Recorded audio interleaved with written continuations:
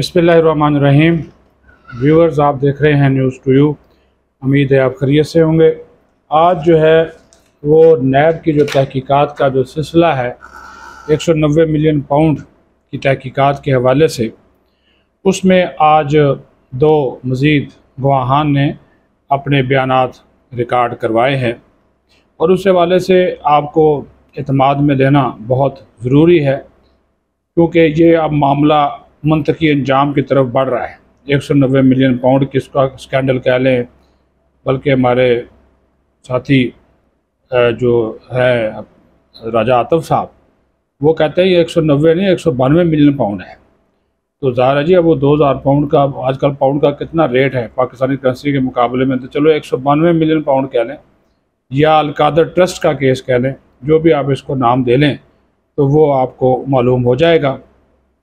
उसमें आज साबिक जो मुआविन खुसूसी हैं वज़ीर ममलकत के ओहदे पर थे, मलिक अमीन असलम मुशीर थे, उन्होंने अपना बयान रिकॉर्ड कराया है।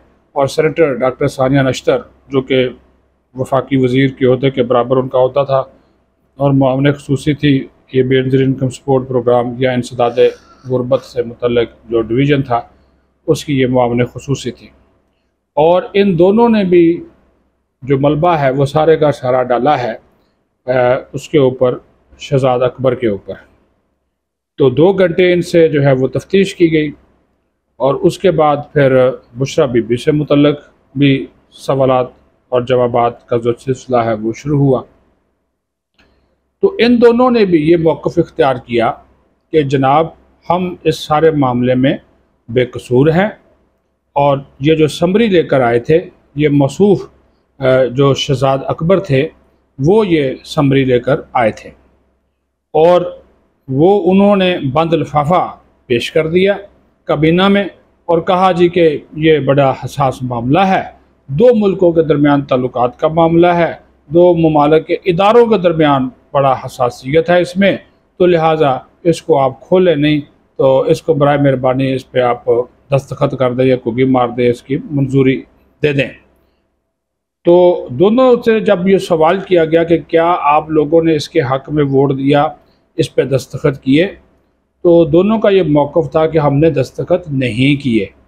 उन्होंने कहा जी क्यों नहीं किए? तो उन्होंने कहा जी दस्तखत इस वजह से नहीं किए कि मैं तो मलिक अमीन असलम ने कहा तो मैं तो मुशीर था, काबीना में वफाकी जो वज़रा होते हैं, जो पक्के वफाकी वज़रा हो, वो मेंबर होते हैं। मुशीर और मुआविन खुसूसी को खुसूसी दावत पर बुलाया जाता है।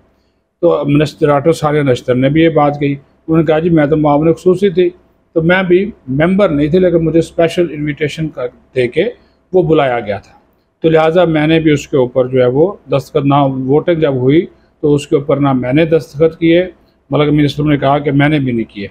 बंद लिफाफा में उन्होंने कहा कि ये समरी मंजूर कराई गई और सारे का सारा इसका जो मास्टर माइंड था, जो किरदार था, वो वो जो था वो शहजाद अकबर का ही था, जो कि उस वक़्त मुशीर एहतसाब थे, तो उनको पकड़ा जाए। अच्छा, मलिक अमीन असलम से सवाल किया गया कि क्या फिर वादा माफ़ गवाह बनेंगे? उन्होंने कहा जी इसकी ज़रूरत नहीं है कि मैं वादा माफ़ गवाह बनूँ, क्योंकि मैंने वोट नहीं दिया। तो जब मैंने वोट नहीं दिया और फिर मैं अब खुद कह रहा हूँ कि ये सारा का सारा शहजाद अकबर ने किया है, तो उनको वापस आना चाहिए और अपनी सफाई देनी चाहिए, जवाबात देने चाहिए। तो इसमें कोई दो राय नहीं है कि मुझे वादा माफ़, वो बात भी जो बात मैं अभी कह रहा हूँ, वादा माफ़ मैं गवाह बन भी गया तब भी मैंने वही ही बात जो है वो करनी है।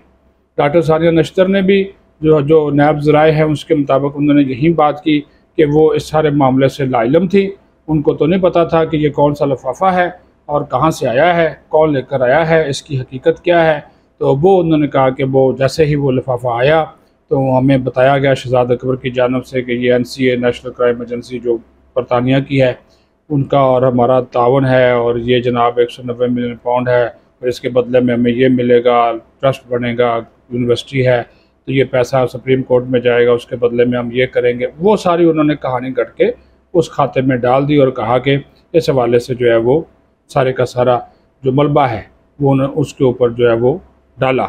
तो इससे आप अंदाज़ा लगा लें कि जो इसके मरकज़ी किरदार थे वो आस्ता आस्ता अब सारे के सारे बेनकाब होते जो है वो जा रहे हैं। अब जहाँ तक बुशरा बीबी का ताल्लुक़ है, उनसे भी इन्वेस्टिगेशन, तो उस इन्वेस्टिगेशन के दौरान वो इधर उधर की बातें मुझे पहले रिकॉर्ड दे दें, मुझे ट्रस्टीज़ का बता दें, मुझे वो दस्तावेज़ात पहले दिखा दें, मुझे पहले सवालनामा दे दें, मेरे वकला को पहले करें और ये करें, तो वो उनकी जानब से, और मुझे गिरफ़्तार ना कर किया जाए।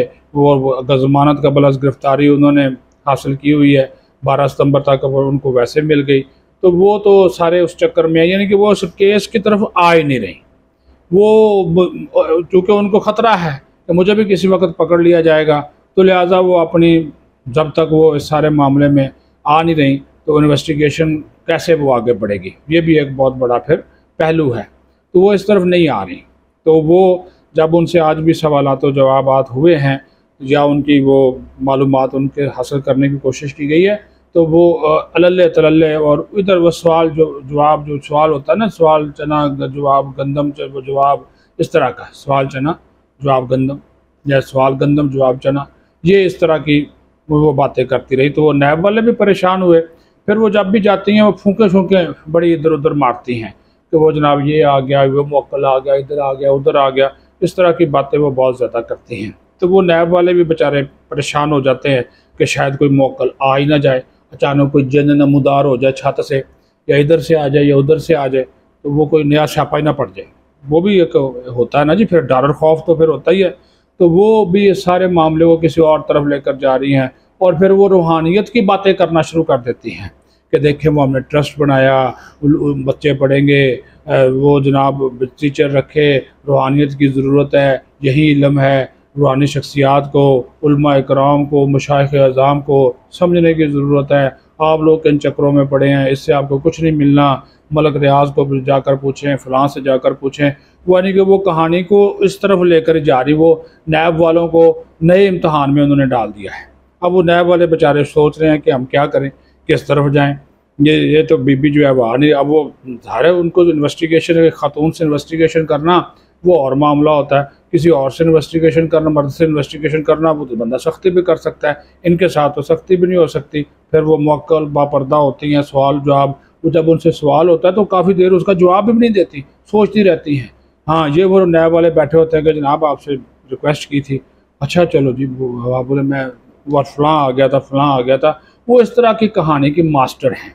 तो वो बचने के लिए अपने आप को, यानी कि आप कह लें कि एक अदम तावन की है। तो वो बेचारे नैब वाले भी परेशान हैं कि बाकी बंदे आते हैं सीधी अपनी बात करके चले जाते हैं, ये मोहतरमा जब भी आती हैं ये हमें उल्टा जो है वो किसी कहानियों में डाल के जो है वो चली जाती है, जिसकी वजह से हमारी जो है वो परेशानी और भी बढ़ जाती है। तो जनाब ये थी आज की इंफॉर्मेशन, ये थी आज की मालूमात। मैंने कहा कि वो आपके साथ शेयर कर लें। केस ये तेज़ी के साथ मनसगी अंजाम की तरफ बढ़ रहा है। अब जो गुफ्तगू मलक अमीन असलम ने नैब में पेशी के बाद की है वो भी आपको सुनाते हैं और दिखाते हैं, वो आप सुन लें। तो मुझे इजाज़त दीजिए। पाकिस्तान जिंदाबाद। मैं काबीना में उस वक्त मौजूद था, तो वो चाहते थे कि आप अपने बता देंगे। सर वादा माँ गवाह तो नहीं बनने का कहा गया? भाई नहीं, कोई ऐसी बात नहीं। इसमें सिर्फ ये था कि वो उस दिन वहाँ पे जिस तरह वो रेज किया गया और किस किस ने ऑब्जेक्शन की इसकी, उसके बाद पास हो गया। तो अमीन साहब क्या ये भी सवालात पूछे गए कि जो लेटर आया था, जो एक काबीना में जो खत दिया गया था कि उस पर दस्तखत किया जाए, तो क्या खुफिया तरीके से आप लोगों से दस्तखत करवाए गए थे या आपको बताया गया था कि उसमें क्या है, कितनी रकम है? नहीं, देखिए वो काबीना ने कॉन्फिडेंशियलिटी एग्रीमेंट के ऊपर जो है वो डिसीजन दिया था अपना, तो अप्लाई किया था। लेकिन मेरा क्योंकि मैं एडवाइजर था, इसलिए मैं काबीना के वोटिंग मेंबर्स में नहीं शामिल होता। तो मेरे से तो सिर्फ उन्होंने ये पूछा था कि वहाँ पे क्या हाल हवाल हुआ, उसको साल बता दिया। तो साहब आप समझते हैं कि शहजाद अकबर की वजह से आज आप लोग सब पेशियां भुगत रहे हैं, उस वक्त आपने खान साहब को नहीं बताया कि शहजाद अकबर? जी बिल्कुल, मैं समझता हूँ उनको वापस आना चाहिए कि उन्होंने केस प्रेजेंट किया था ये, और वो बाहर बैठ के मजे ना ले, वापस आके इसका जवाब दें कि क्या किया था। तो क्या आपका नैब को ये बताया कि शहजाद अकबर ही ओवरऑल इस केस में थ्रू थे या ये तो नैब ने फैसला करना है कि कौन था और कौन नहीं था। चलो, थैंक यू।